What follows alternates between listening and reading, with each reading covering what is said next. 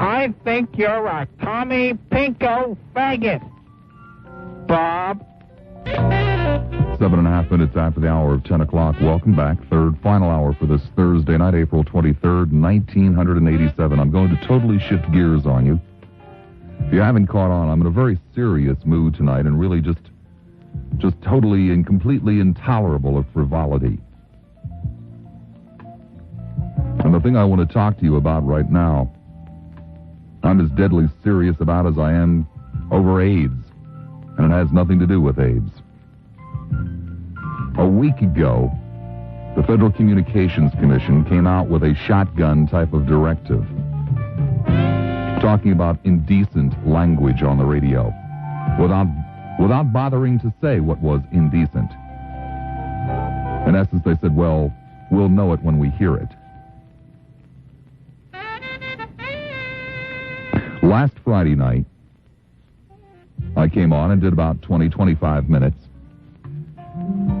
on the directive and received, for all practical purposes, no response whatsoever because nobody really cared. Last Saturday morning, I received a call at home from a friend in Miami, Neil Rogers, who works at WINZ, who had devoted his entire 4 hours Friday to the issue and was devoting 4 hours on Saturday and asked me to join him via the telephone as a guest for an hour, and I did.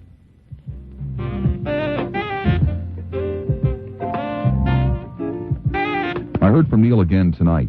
He called me at home. He has started a campaign, and he has asked me and Jerry Williams at WRKO in Boston to join in.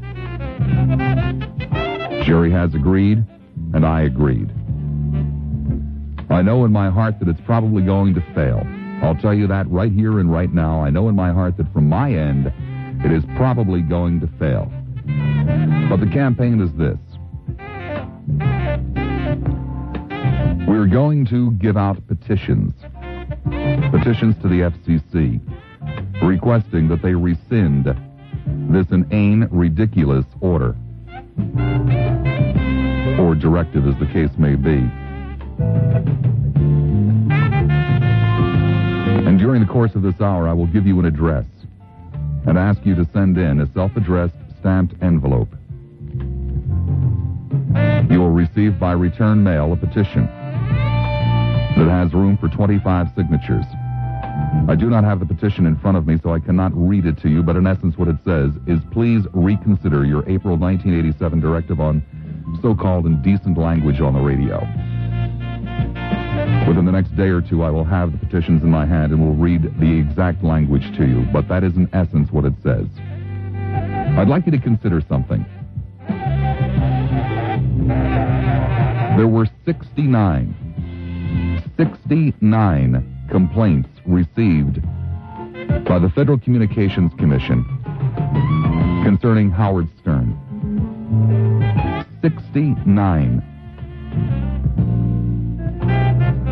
Howard Stern is on in New York and Philadelphia.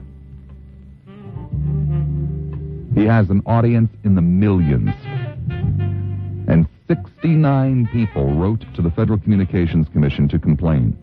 And the Federal Communications Commission singled out Howard Stern. This is intolerable. This is the work of a handful of fanatics. And the time has more than come to stop these people, to stop them cold, to stop them dead in their tracks. It's perfectly okay to run around believing and talking snakes and ghosts and goblins and ghouls and devils. But it's not okay to run around telling other people how to think, how to talk. And what it boils down to is this is a situation where it is up to you. These are the people that have told you what tapes you will rent at the videotape store. These are the people who are trying to tell the cable companies what they will show and what they will not show. And these are the people who are now trying to tell the radio what it will talk about and what it will not talk about. 69 complaints on Howard Stern. 69 complaints. It is not very easy to defend what you may consider to be in poor taste. And I've told you before, I don't hesitate to tell you again, I find much, if indeed not most, of what Howard Stern does to be in very poor taste. I find many of the sex help shows to be boring and in poor taste. But once censorship, and that is what we are talking about, censorship is in place, it is very easy to extend it. It is very easy to expand on it. It is a very dangerous, an extremely dangerous tool. Words are not obscene. Censorship is obscene. If you can tell me what you hear on the radio harms someone, if you can tell me what you hear on the radio actually damages someone, then I'll back off. You can tell me that you don't like it. You can tell me you would rather not hear it. But you cannot tell me that it's doing anyone any damage. And what we have here is a very legitimate question concerning the First Amendment. I've said it before, but I will be delighted to repeat it for you. The First Amendment protects speech, unpopular speech. The only exception is when that speech does harm to someone else. Actual harm. And to give you the oft-quoted exception, hollering fire in a crowded theater. You do not have the right to holler fire in a crowded theater because it does harm to other innocent individuals. But hollering a cute little name for the male sex organ does no one harm. People do not get up and run for the door and stampede and kill each other. Giving out advice on the Dr. Ruth show does not cause harm. People do not jump out of windows because it is on the air. It makes some people very, very squeamish. It makes some people very, very uncomfortable. People who apparently cannot get up and walk across the room and turn it off. People who sit home and make a decision that you shouldn't listen to it. Or that someone else shouldn't listen to it. And as I've said, the time has more than come to put these people in their place.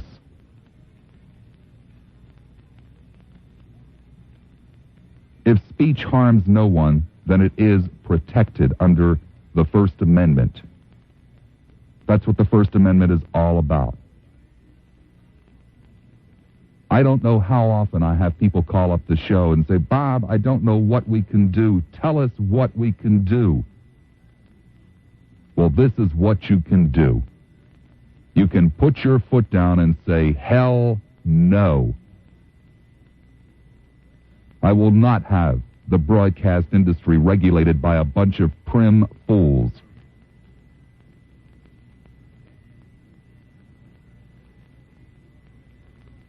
They have come frightfully close to regulating your cable TV. They have already regulated what you can rent or buy in the store. If you are fed up with them, and you tell me that you are, prove it to me. Do something about it. You can invest 44 cents and send me a self-addressed number 10 business size stamped envelope, and I will return to you a petition with a place for 25 signatures on it. We are shooting for July the 4th. July the 4th is our target date to return the petitions to the Federal Communications Commission. We feel as though we have an excellent chance to obtain hundreds of thousands of signatures between Miami, Tampa, and Boston. One of the things I told Neil last Saturday when I appeared on his program was that there didn't appear to be any real interest in this topic in the Tampa Bay area whatsoever, that people just didn't give a damn. He was stunned. He couldn't believe it because the people in his market were going berserk. And the people in the Boston market were going berserk. Not because they're Howard Stern fans, not because they're Dr. Ruth fans, not because they're shock radio fans, but because they are fans of the Constitution of this nation. And one of the reasons, by the way, for all of you media types who listen to this program, and you know who you are, one of the reasons we feel as though we can come up with this number of signatures is because other people have joined in both the Miami and the Boston market. Rock and roll stations, other talk stations have joined in, put aside silly little competitions, because this is a very important issue, an extremely important issue.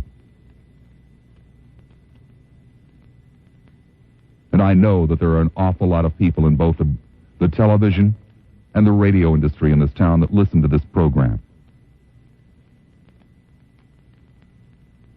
It's your neck that's on the line, too. I wish you would consider getting in touch with either me or getting in touch with Neil and joining in this campaign. It has been dubbed so far SOFAR, Save Our First Amendment Rights. And if you would send me a self-addressed stamped envelope, number 10, business size, and simply address it to SOFAR, P.O. Box 48579, 48579, St. Petersburg, 33743. Get the petition back, fill it out, and return it.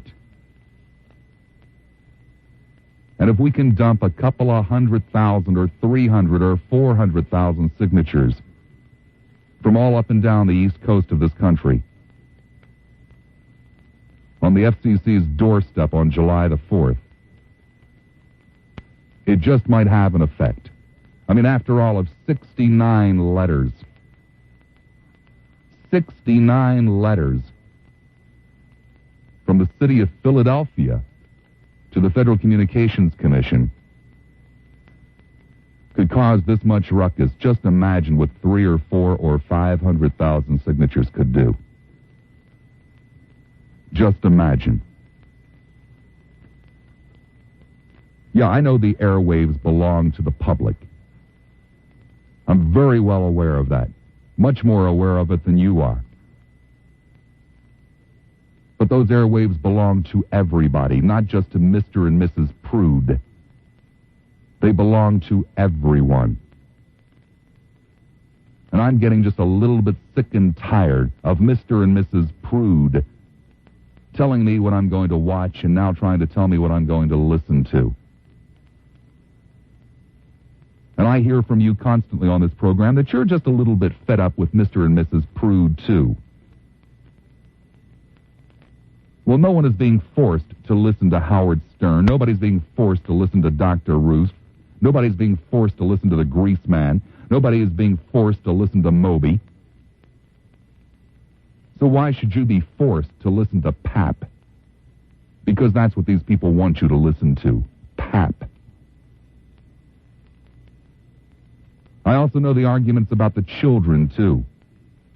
But any child who is old enough to understand what is being said on the radio is too old to be corrupted. His basic morals have already been set. So that argument holds utterly no water whatsoever. I'll tell you up front, I would not personally listen to Howard Stern. I would find him very offensive. I don't listen to the Q-Zoo. I find it very offensive. But I'd go to bat for both of them. How about it, by the way, over there in the newsroom at the Q-Zoo? You people ought to be very interested in this. Because today it's little cute words for body parts. Tomorrow it could well be what you guys are doing. And the day after that it could well be what I'm doing. You cannot legislate morality. That is more than just a phrase. It is more, much more than just a phrase. You cannot regulate morality either. And if people enjoy tasteless humor, well, I'm very sorry about it, but it is not radio that has corrupted them. It is not radio that has taught them to enjoy tasteless humor. truth of the matter is, all you need do is be patient. It will go away. It is a fad. It is a phase. And it is not the first time it has come around. But censorship is much harder to get rid of once it is in place. And we are talking about censorship here. We have had for quite a number of years the so-called 7 words, the 7 dirty words, and it has functioned very well, thank you, because everybody knew exactly, precisely, what was acceptable and what was not acceptable. But to come out with a directive about indecent language, and then to back it up by saying, we'll know it when we hear it, is unacceptable. So the choice is really yours. You can either fight back, or you can surrender. So far, you have a marvelous record of surrendering. Oh, we can put a woman like Barbara Hattemer on the air for an hour, who would like to regulate cable TV, by the way, in the state of Florida, and we can have these marvelous conversations and get 10 or 15 people to call up and scream, this is an outrage, but nobody does anything beyond that. And the time has come to do something a lot more than call up a talk radio show from time to time and scream, this is an outrage. The time has come to use their tactics, an organized protest. I'm not asking you to pile into buses and to ride up to Washington, D.C. and march on the Capitol, although I wish you would. But I'm not that big a fool, because I think I'm going to have a hard enough time just getting you to send me a self-addressed stamped envelope and getting you to fill out a petition with 25 names on it. That's almost like moving mountains in the Tampa Bay area. But I'm going to ask you to do it because I was asked. And I cannot turn Neil down. I will not turn him down. I don't care if I only get a handful of them. It's better than nothing. If I can get at least 69.